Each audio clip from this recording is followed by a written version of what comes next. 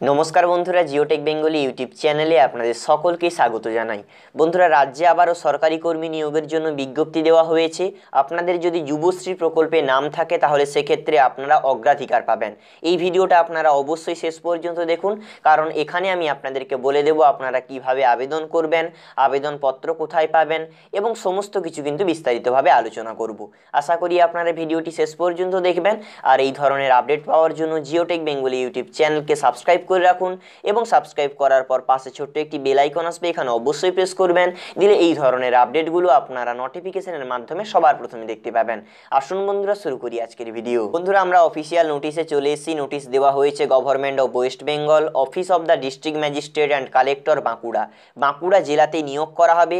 বন্ধুরা, পরপর কিন্তু আপনাদেরকে প্রতিটি জেলা থেকে যে নিয়োগের বিজ্ঞপ্তি দেওয়া হচ্ছে আপনাদেরকে সবার প্রথমে জানিয়ে দিচ্ছি। এর জন্য ভিডিওটিকে অবশ্যই একটি লাইক করুন এবং আপনার জেলার নাম কমেন্ট সেকশনে জানিয়ে দিন।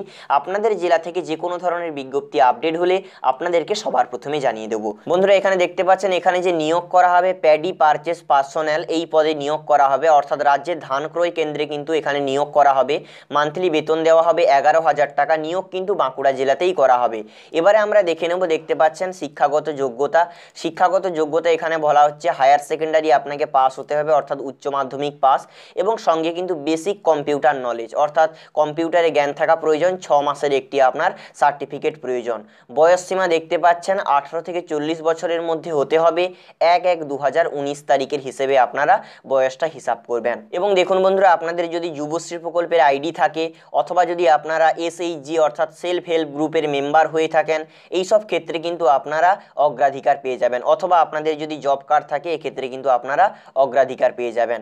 এবারে দেখুন বন্ধুরা, এখানে বলা হচ্ছে আপনারা আবেদনপত্র কোথায় পাবেন। আবেদনপত্র ডেসক্রিপশনে লিঙ্ক দেওয়া থাকবে, সেখান থেকে আপনারা পাবেন আবেদনপত্র। আপনাদেরকে যে লিঙ্কটা দেবো সেখানে কিন্তু form A, form B, form C থাকবে। আপনারা যদি যুবশ্রী প্রকল্পের ক্যান্ডিডেট হয়ে থাকেন ফর্ম Aটা ডাউনলোড করবেন।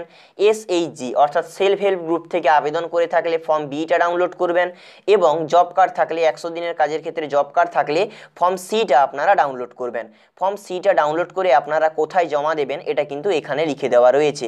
এখানে বলা হচ্ছে আপনারা কিন্তু SDO অফিসে জমা দিতে পারেন অথবা কিন্তু BDO অফিসে আপনারা জমা দিতে পারবেন।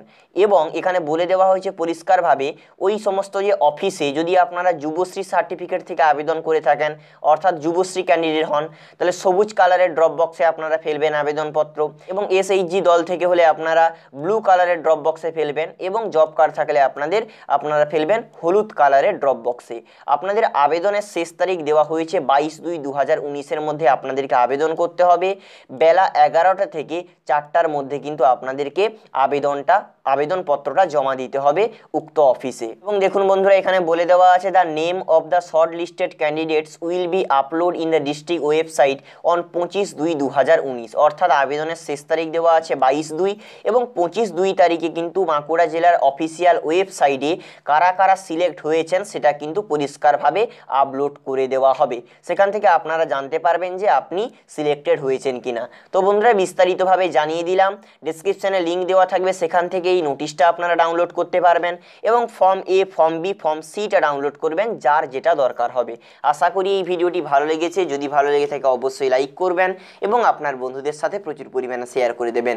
এই ভিডিওটি শুরু থেকে শেষ পর্যন্ত দেখার জন্য আপনাদের প্রত্যেককে ধন্যবাদ। সবাই ভালো থাকবেন, সুখে থাকবেন, শান্তি থাকবেন। জয় হিন্দ, বন্দে মাতরম।